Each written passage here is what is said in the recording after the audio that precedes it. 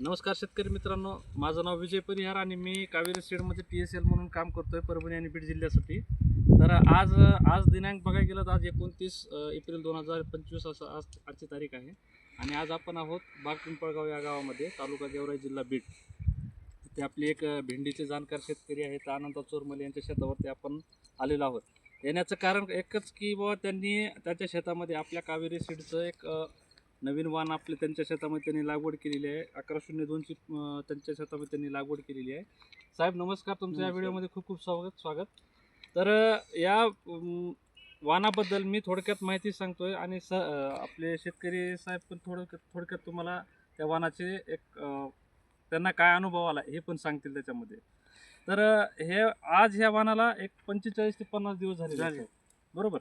तर 45-50 दिवस होऊन देखील म्हणजे अजून कुठंही रोग नाहीये कुठंच. आता तुम्ही बघू शकता की कुठंही रोग नाही, काही नाही. हा, आणि कुठं जरी हात लावला तर खाजत नाही, काय नाही. हा, कुठं हात लावा खाजत नाही, काय नाही. उघडीन जरी तोडी आणि तोडायला पण सोपी आहे. तोडायला सोपी आहे. आणि शेतकऱ्यांचं म्हणणं असं आहे की बाबा आता ह्या भेंडीच्या प्लॉटला काय असतं मेन म्हणजे बाबा शेतकऱ्यांची अडचण काय ती बाबा मला तोडायला सोपी असावी. तोडायला सोपी आणि दुसरी गोष्ट म्हणजे अंग खाजू नये. तर या आपल्या वाणाची आता खासियत अशी, आज त्यांचे 5 ते 6 तोडे झालेले आहेत. तर त्यांचा अनुभव असा आलेला आहे की बाबा भेंडी तोडायला सोपी आहे. भेंडी तोडायला सोपी आहे आणि मी म्हणजे त्यांनी स्वतःहून सांगितलेले की बाबा आम्ही ह्याच्यात जरी उघडू जरी फिरलो तरी आम्हाला आज कुठलंही आमचं अंग खाजत नाही. बरोबर साहेब? बरोबर. आणि आज एक 45-50 दिवस होऊन देखील तुम्ही आज बघू शकता की एक हिरवा गंच प्लॉट आहे. म्हणजे कुठेही अजून रोग प्रतिकारक क्षमता नाही. जसं की बाबा भेंडीवरती बघायला गेलं तर येलो वेन मोझाईक व्हायरस असतो आणि ओकरा लिपकल व्हायरसचं प्रमाण भरपूर प्रमाणात असतं.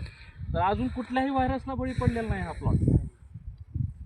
आणि त्याचबरोबर फळांची शायनिंग बघा तुम्ही, फळांची शायनिंग पर एकदम नंबर 1 आहे. ज्यावेळेस साहेब तुम्ही ज्यावेळेस हे वाण बाजारात नेतात त्यावेळेस तुम्हाला मार्केट याला जास्त येतं, याला जास्त येतं. म्हणजे रोग पण आहे. कवळी भेंडी फुटायला सोपी जाती आणि इथं पिठं येत नाही. तर ह्याच्यामुळं जास्त मार्केट येत तिला. अच्छा, ह्याच्यामुळं त्याची एकूण डेट असल्यावर मार्केट कमी जाते. भेंडी कवळी दिसते, किती जरी 2 दिवस जरी ठेवली तर कवळी भेंडी दिसते. कवळी भेंडी म्हणजे लूज पडत नाही. म्हणजे शेतकऱ्यांचा अनुभव असा आहे की बाबा ज्यावेळेस आपण मार्केटला तोडून नेतो तशा व्यापाऱ्यांचा मालाकडे बघूनच आकर्षित होतात व्यापारी. आणि एकदम तोडून 1-2 दिवस जरी ठेवले तर तशी कवळी लस राहते, लूज पडत नाही. तर माझी सर्व भेंडी उत्पादक शेतकऱ्यांना एक विनंती आहे की त्यांनी त्यांच्या शेतामध्ये आपल्या या कावेरी सीडचं 1102 हे वाण हे त्यांच्या शेतामध्ये लागवड करावून घ्यावं. तुम्हाला याचा अनुभव एकदम चांगला राहील, उत्तम अनुभव राहील तुम्हाला. जसं की आपल्या साहेबांनी सांगितलं, चोरमले साहेबांनी सांगितलं की त्यांचा अनुभव या व्हरायटीबद्दल एकदम चांगला अनुभव आहे. तोडायला त्याला सोपी आहे आणि उत्पन्न बी जास्त आहे.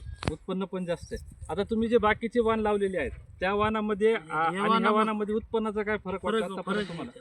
तिच्यात 2 कॅरेट निघते, ह्याच्यापेक्षा डबल येतं, तिच्यात 1.5 कॅरेट निघते.